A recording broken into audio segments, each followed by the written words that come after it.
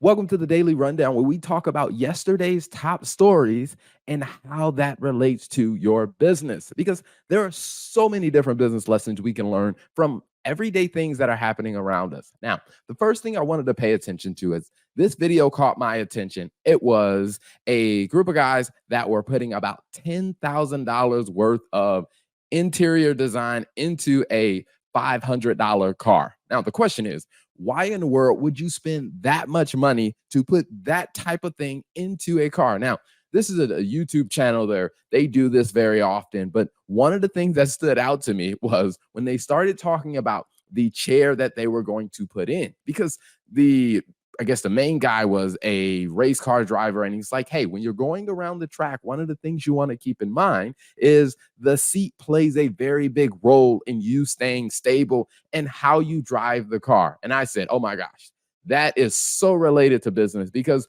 when you're building a business, how you design the interior of your business, meaning your key processes around your HR, around how you interact with customers, and around your finances, how you set that up will play a very big role on how stable your business is. Because if your internal workings of your business are an absolute mess, you're going to be all over the place. So, as you're building your business, you want to make sure that not only that you have a cool business from the outside, but make sure you work on the inner parts of your business, meaning your key processes, those things that people don't pay a lot of attention to sometimes. But if you don't get it right, it's going to hurt your business. So the next top story was about the US Open. Now, the two winners, Djokovic and Coco Gauff, did an amazing job, gave an amazing performance. But one of the things that stood out to me is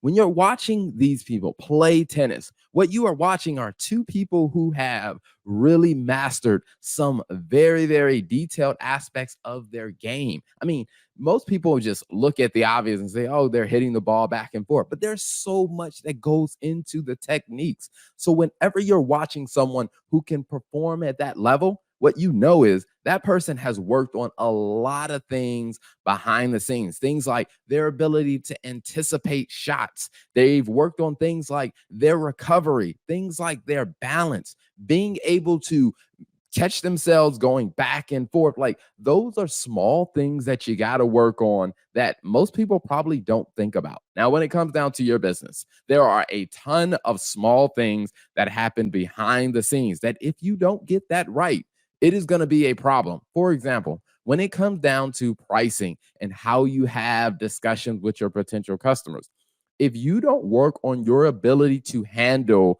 that pricing discussion, your business is not going to do as well as it should. And, as a finance person, I know for sure, if you don't work on things like, your gross margin, or you don't work on things like your cash flow, those may not be the sexiest topics about your business. But what we do know is businesses that are successful are actually good at those type of things, like managing their cash flow, making sure that they have enough money flowing through the business to keep moving towards the goal that they want to move to. Because if you don't work on those little things, your business is going to be in serious trouble. Now, the last top story of the day, I'm gonna be honest, I just do not get this one.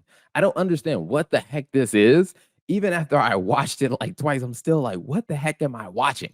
But what I did notice is that there are a lot of people watching it, because although I still don't understand what the heck is going on, it got over 600,000 views in 19 hours, which means there are a lot of people paying attention to it. Now, how that plays into you running a business is simply this: there is an audience for what you do. Because a lot of times business owners are trying to speak to everybody. They're trying to develop a marketing message. They're trying to create content that is for everybody, that everyone will love. And one of the things that this death match video showed me is that, hey, when you really focus on your audience, you focus on giving value to the audience you want to speak to, there can be a tremendous market. I mean, because if you think about it, compare the last video you did where you were trying to talk to a broad audience How many views did it get? Did it get 600,000 views in less than 19 hours? Well, if it didn't, then I'd probably say you probably want to consider taking a step back and asking yourself some very clear questions before you create content. Who is this for? Will the audience that I'm trying to reach, will they connect well with what I am sharing? Because if my core audience can't connect well to what I'm sharing, then I probably should reconsider what I'm doing. Well, there you have it. 3 top stories from yesterday that people may have overlooked, but they're important because people are paying attention to those things. And there's a lot of business lessons we can get from those stories.